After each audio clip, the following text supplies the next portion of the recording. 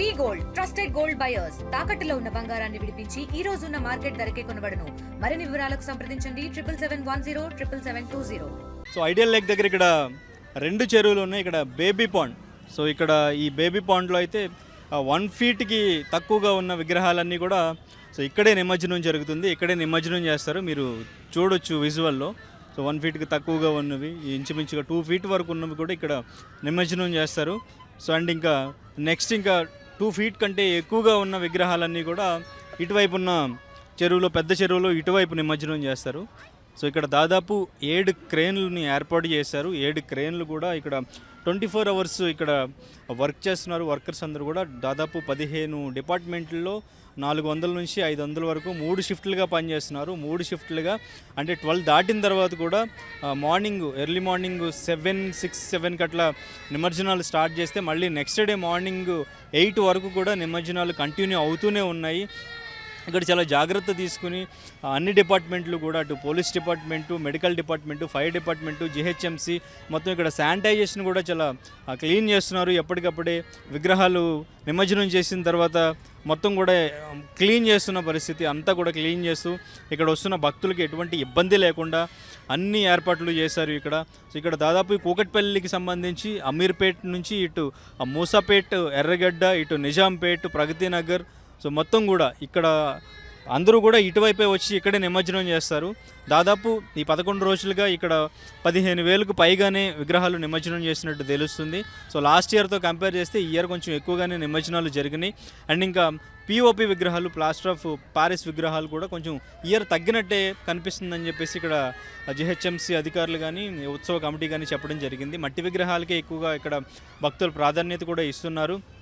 Plaster of Paris విగ్రహాలు కూడా కొంచెం తక్కువగానే వచ్చినాయి. అండ్ ఇంకా పూజ చేసిన సామాగ్రి ఏదైతే ఉంటుందో అవి కూడా ఎక్కువగా ప్లాస్టిక్ అనేది యూజ్ చేసేవారు. ఆ ప్లాస్టిక్ను కూడా తీసుకొచ్చి ఇక్కడ ఈ చెరువుల్లో పడేయడం వల్ల కొంచెం ఈ పొల్యూషన్ అనేది ఎక్కువ అయ్యేది. సో ఇప్పుడు అది కూడా తగ్గింది. కొంచెం వాళ్ళు భక్తులు కూడా ఆ ప్లాస్టిక్ కవర్స్ అవి కూడా ఇక్కడికి తీసుకురావడం కొంచెం తగ్గిందని ఇక్కడ చెప్తున్నారు. సో మొత్తంగా చూసుకుంటే ఇక్కడ ఈ ఏరియాలో మూసాపేటలో పెట్టిన దాదాపు 20 నుంచి 25 అడుగుల ఎత్తుగల విగ్రహం ఇక్కడైతే అదే పెద్ద విగ్రహం అని చెప్పుకోవచ్చు. ఆ విగ్రహం నిమజ్జనం అయితే ఈవినింగ్ ఇక్కడే జరుగుతుంది. సో మిగిలిన విగ్రహాలన్నీ కూడా 20 అడుగుల లోపే ఉంటవి. అవన్నీ కూడా ఇక్కడే నిమజ్జనం జరుగుతుంది మొత్తం కూడా. సో భారీ ఎత్తున అంటే హైదరాబాద్ అంతా కూడా వినాయక చవితి స్టార్ట్ అయిన నుంచి ఇప్పటి వరకు 11 రోజులు పండగ వాతావరణమే కనిపిస్తుంది. ఈ 11వ రోజు ఖైరతాబాద్ నిమజ్జనం స్టార్ట్ అయిన తర్వాత ఆ నిమజ్జనంతో పాటు హైదరాబాద్లో ఉన్న విగ్రహాలన్నీ మ్యాక్సిమం ఈరోజు నిమజ్జనం చేస్తున్నారు. అందులోనూ రేపు గ్రహణం ఉండడంతో ముందుగానే నిమజ్జనం చేయాలని చెప్పేయడం వల్ల సో ఈ 1 వీక్ గ్యాప్లోనే ఎక్కువగా నిమజ్జనాలు జరిగినాయి. లాస్ట్ సాటర్డే సండేలో ఎక్కువగా నిమజ్జనం ఇక్కడ చేస్తారని చెప్పేసి చెప్తున్నారు.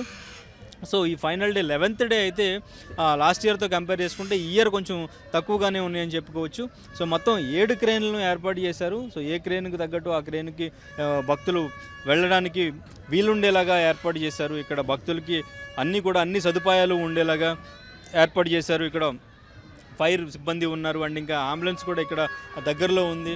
సో అన్నీ కూడా ఇక్కడ వాళ్ళకి ఎటువంటి ఇబ్బందులు ఎదుర్కోకుండా మొత్తం కూడా అన్నీ చాలా బాగానే ఏర్పాటు చేశారు. ఇక్కడ వచ్చిన భక్తులు కూడా చాలా హ్యాపీగా ఫీల్ అవుతున్నారు. దాదాపు 10 ఇయర్స్ నుంచి 12 ఇయర్స్ నుంచి ఇక్కడికి వస్తున్నాము, ఇక్కడే మేము ఎంజాయ్ చేస్తాము నిమజ్జనాన్ని, ఇక్కడ చేస్తేనే మాకు నిమజ్జనం చేసిన ఫీలింగ్ వస్తుంది అని చెప్పేసి ఇక్కడ కొంతమంది మాట్లాడుతున్న పరిస్థితి. చిన్నపిల్లల దగ్గర నుంచి పెద్దవాళ్ళ వరకు కూడా ఈ పండుగని, వినాయక చవితిని ఫ్యామిలీ అందరూ కలిసి సెలబ్రేట్ చేసుకుంటూ చిన్నపిల్లలకి మన సంస్కృతి సంప్రదాయాలు నేర్పిస్తూ ఈ 11 డేస్ వాళ్ళని పూజల్లో కూర్చోబెట్టి వినాయకుడి యొక్క చరిత్రని, వినాయకుడి యొక్క పురాణంలో అసలు వినాయక పుట్టుకని ఇవన్నీ కూడా వాళ్ళకి ఎక్స్ప్లెయిన్ చేస్తూ మన సంస్కృతి సంప్రదాయాలని వాళ్ళకి తెలిసేలాగా మేము చేస్తున్నాము. 11 డేస్ ఫ్యామిలీస్ అందరూ కూడా గెట్ టుగెదర్ అయ్యి చాలా బాగా సెలబ్రేట్ చేసుకుంటున్నాం అని చెప్పేసి ఇక్కడ భక్తుల్లో చెప్తున్న పరిస్థితి.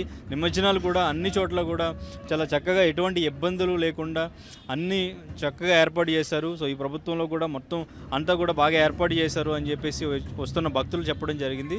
సో మొత్తానికి చూడొచ్చు, ఈవినింగ్ అవుతుంది, 3కి ఇట్లాగా స్టార్ట్ అయింది. సో ఈ రోజు నుంచి మనకి రేపు మార్నింగ్ వరకు కూడా నాన్ స్టాప్కి ఇక్కడ నిమజ్జనాలు జరుగుతాయి. అందరూ కూడా ఊరేగింపుగా బయలుదేరి ఇప్పుడిప్పుడే వస్తున్న పరిస్థితి మనం చూడవచ్చు. ఇక్కడ భక్తులు ఇప్పుడిప్పుడే వారి మండపాల్లో నుంచి వినాయకుల్ని ఇప్పుడిప్పుడే ఊరేగింపుగా తీసుకొస్తున్న సిచ్యువేషన్ చూడొచ్చు. అందరూ కూడా ఇక్కడికి తీసుకొచ్చి చిన్న వినాయకుల్ని ఇక్కడ నిమజ్జనం చేస్తున్నారు. అండ్ ఇంకా కొంచెం పెద్ద విగ్రహాలు 3 ఫీట్ కంటే ఎక్కువ ఉన్న విగ్రహాలు ఇటువైపు నిమజ్జనం చేస్తున్నారు. ఇక్కడ అందరూ కూడా పిల్లలు వచ్చినా కానీ లోపలికి రాకుండా అంతా కూడా చాలా జాగ్రత్తలు తీసుకుంటున్నారు. సో మొత్తానికి వినాయక చవితి చాలా చాలా చక్కగా భక్తులంతా జరుపుకున్నారు. అందరూ కూడా చాలా చక్కగా భక్తి శ్రద్ధలతో జరుపుకుని వినాయకుడిని తీసుకొచ్చి ఇక్కడ నిమజ్జనం చేస్తున్నారని చెప్పుకోవచ్చు. తెలుగులో ఫాస్టెస్ట్ న్యూస్ ఇప్పుడు కొత్త అవతారంలో 5 సెకండ్లోనే పూర్తి వార్తా సమాచారం మీ చేతిలో. సోషల్ మీడియా ట్రెండ్స్ మీ కళ్ళ ముందుకే live TV and voice search ఆప్షన్స్తో ఇప్పుడే డౌన్లోడ్ చేయండి. యాప్ లింక్ డిస్క్రిప్షన్లో ఉంది.